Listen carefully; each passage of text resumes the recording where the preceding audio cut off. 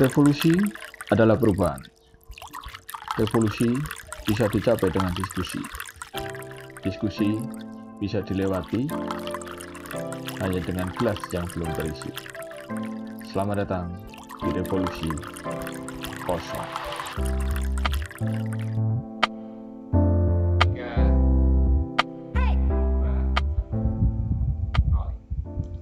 Rolling kemana, Mas? Kita ambil kopi. Silakan dibuka dulu. Opening. Ya, assalamualaikum warahmatullahi wabarakatuh. Sedikit formal, rodok formal titik. Ini kudu melihat kamera ya.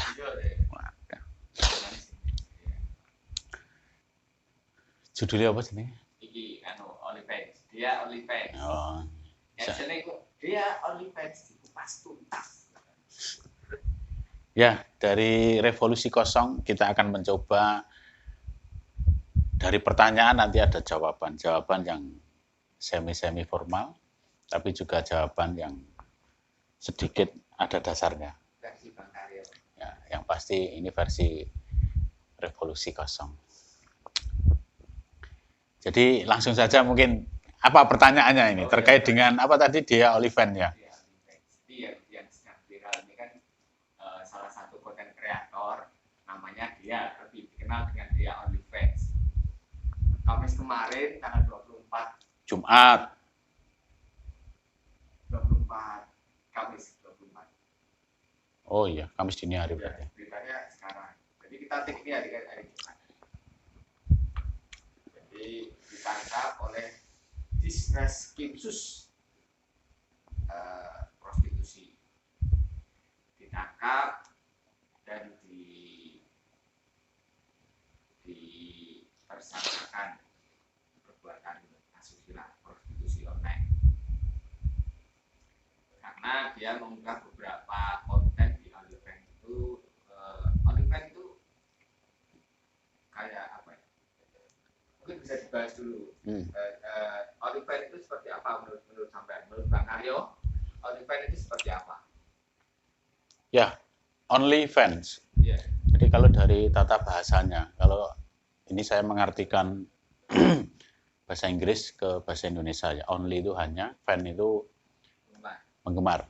OnlyFans. Jadi itu salah satu sosmed tapi berbasis web. Jadi hanya berbasis web saja. Jadi tidak ada aplikasi seperti YouTube gitu, tidak ada. Dia murni aplikasi berbasis web. Nah, intinya ada konten kreator, kemudian ada subscriber atau penonton setia. Nah, penonton setianya ini nanti dia harus membayar kepada OnlyFans. 25% kepada OnlyFans, kemudian sekitar kurang lebih 75% itu kepada konten kreator. Berdirinya kurang lebih 2016 kemarin itu dari Inggris. Jadi bukan aplikasi. Penyedia sosmed ini dari Inggris, mulai start itu 2016-an, CEO-nya sudah keluar. Secara general itu menurut saya, OnlyFans. Jadi apapun bisa dijual di situ. Jadi konten kreator apapun itu bisa menjual. Cuman saya memang belum pernah membuka, belum pernah menjadi subscriber. Karena dipakai VPN. Mungkin. Karena memang Jumat per hari ini sudah di-close di Indonesia. Jadi sudah tidak bisa buka per Jumat ini. Jadi kenapa kok gambarannya karena memang ada berbau pornografi. Seperti yang sudah ada penangkapan dan ada si Dia ya. Seperti itu gambaran OnlyFans itu menurut pengetahuan saya. Nah, terus ini lebih ke pemahamannya undang-undang prostitusi. Mungkin bisa digambarkan secara besar.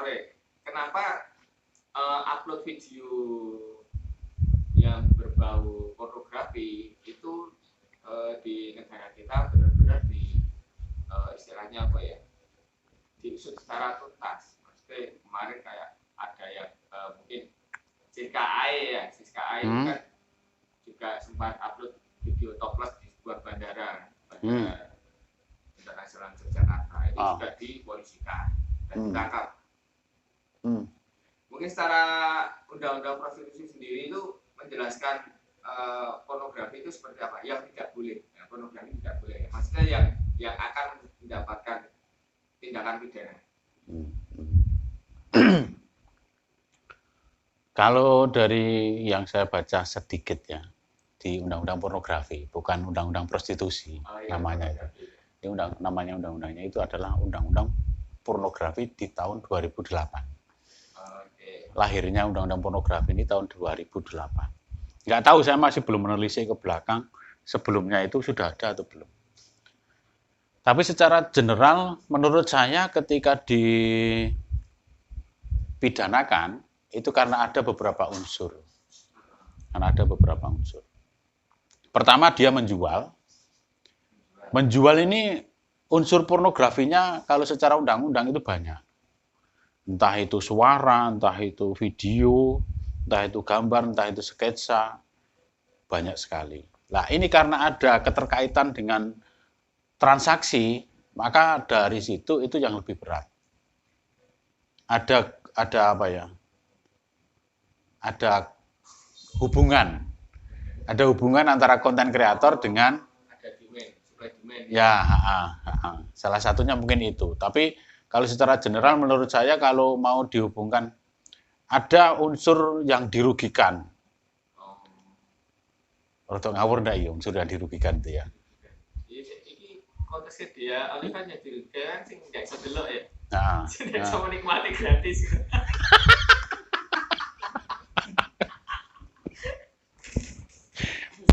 Maksudnya yang dirugikan seperti apa? Maksudnya itu adalah ketika, karena kan unsurnya ketika yang di sosmed itu kan pasti ada hubungan, istilahnya apa ya? Ada yang jual, ada yang beli, ada yang jual, kemudian ada yang menikmati, kemudian tersebar. Itu kemungkinan tersebarnya itu mudah. Karena apa? Dia hanya membutuhkan, kalaupun masih kemarin belum ditutup oleh pemerintah Indonesia, itu yang saya tahu, ini ramai itu gara-gara kontennya siapa? Karena si dia itu masuk ke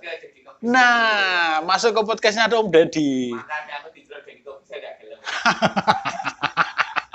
Itu akhirnya netizen apa? Ngulik akhirnya, ya.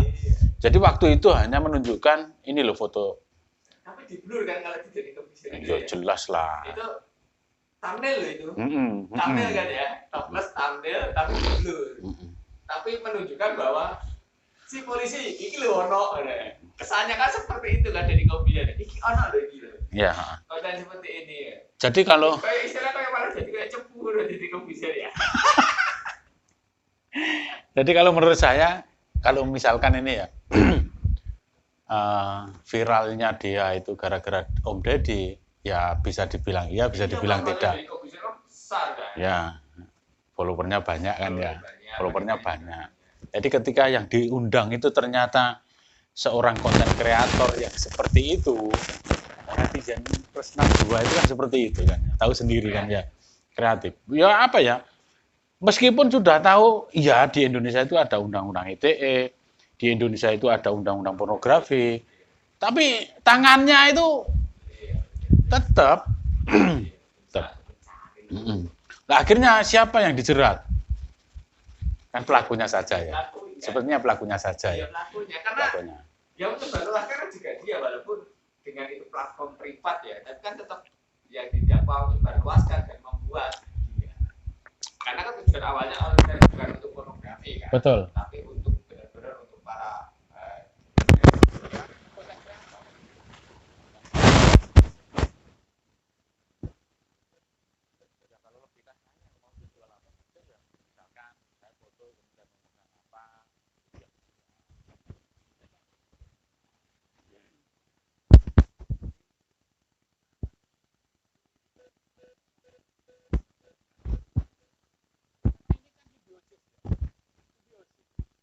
dipilih juga kan, mau viral dengan cara apa kan, dengan cara istilahnya apa ya, lebih ke prestasi atau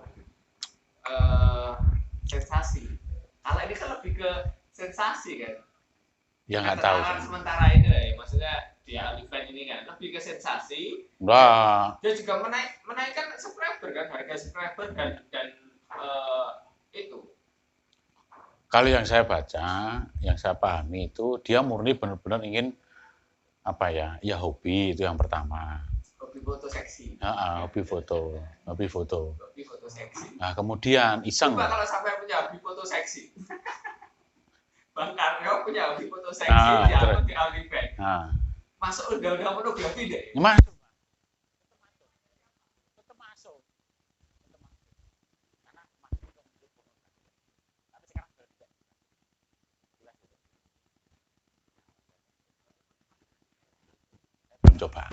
Saya belum coba. Tapi secara resmi saya baca tadi pemerintah sudah meng-close itu. Sama seperti dulu waktu upaya TikTok masuk ke Indonesia. Kan pernah waktu itu juga di-close. Gunakan untuk joget-joget. Ya kan? Tapi akhirnya kan sekarang open.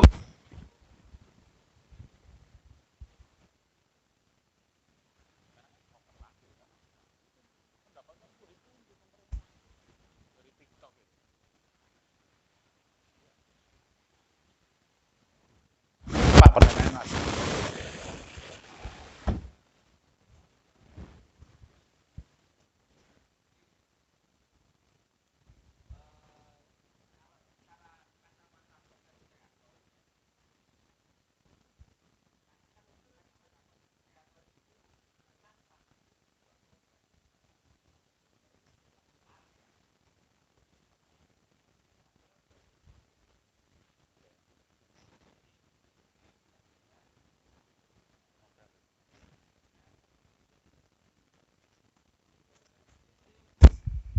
Yang tidak menyinggung, tidak melanggar, tidak berusaha, tidak menjadi tindak apa istilah pidana, tidak pidana undang-undang ITE. Gambaran secara garis besar seperti apa? Gambar. Dan kita sama-sama konten kreator atau teman-teman konten kreator lainnya itu paham bahwa oh jangan sampai melanggar garis ini, jangan sampai melanggar garis ini, karena akan dikenakan undang-undang ITE sama yang bersangkutan. Kalau menurut saya itu salah satunya itu ya menyebut nama kemudian langsung menyebut personal, nama ya? personal. Kalau instansi seperti apa? Oh, kementerian ini, perdagangan, kementerian. Kalau seperti itu menjadi sebuah kritik atau menjadi sebuah pencemaran nama baik? Kalau menurut saya itu tinggal kalimatnya sebenarnya. Contohnya. Penyusunan kalimatnya. Contohnya seperti ini. Ini jumlah. Ya. Minyak goreng yang membuat kebijakan itu kan personal. Personal dalam artian mewakili Kementerian Perdagangan. Tapi akhirnya kan viral karena kebijakan tersebut ya tidak menguntungkan masyarakat, merugikan masyarakat. Kalau kita berusaha untuk mengkritik hal tersebut, parameter atau garis-garis yang tidak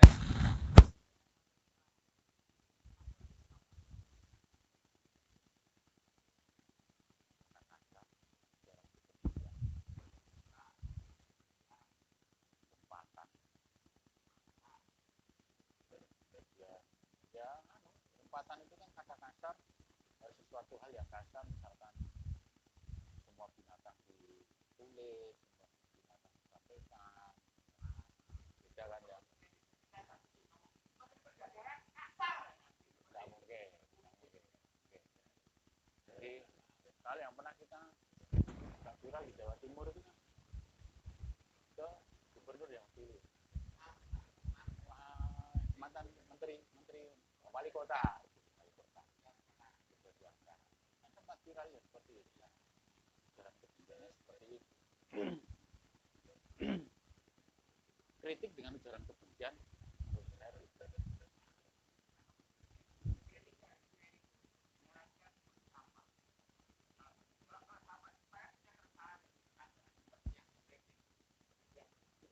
jumlahnya jauh ini dari dia.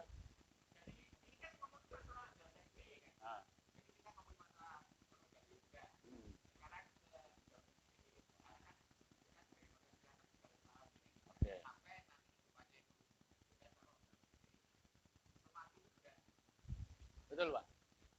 Ikonnya berat.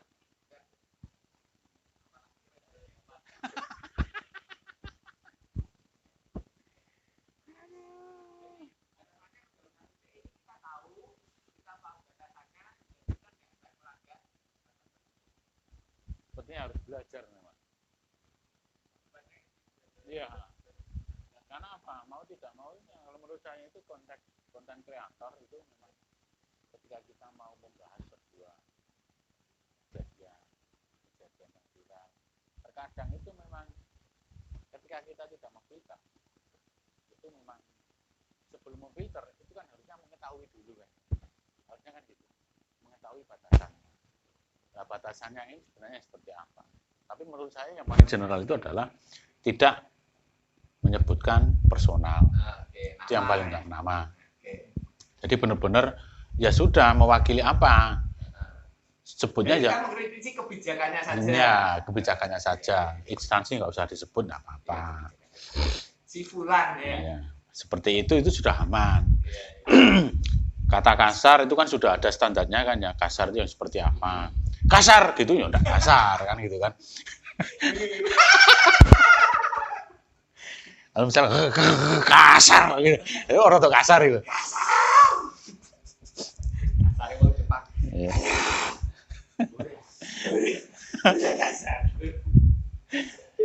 Iya betul. Jadi pertanyaan itu muncul itu memang harus dipelajari kepada konten kreator yang mana tema materinya itu berbau-bau sosial politik. Keresahan dengan kebijakan pemerintah, keresahan dengan apa sih? Kalau komedi tidak perlu ya, komedi aman-aman aja ya. Tapi kalau mengkomedikan politik, nah itu bisa agak ya. Harus mengkomedikan politik.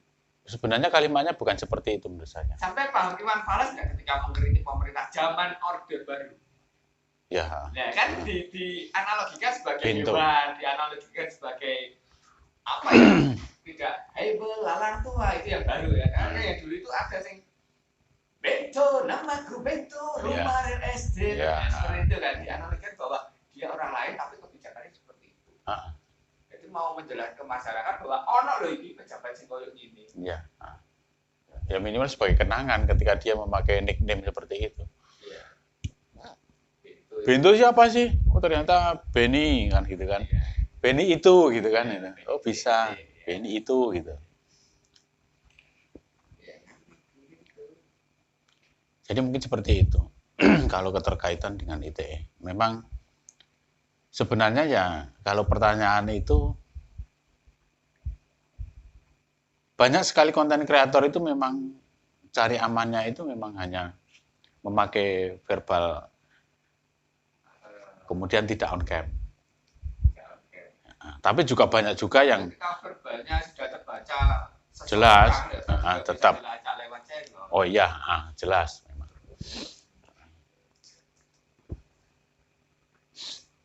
Mungkin itu. Silakan. Kalau keterkaitan dengan yang pertama tadi, ya awalnya OnlyFans, OnlyFans kemudian ada subjeknya.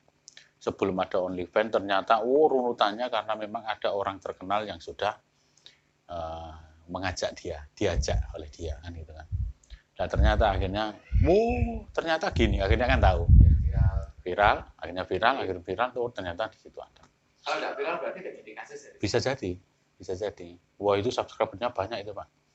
Tadi saya baca itu dari satu subscriber dia itu dapat sekitar $5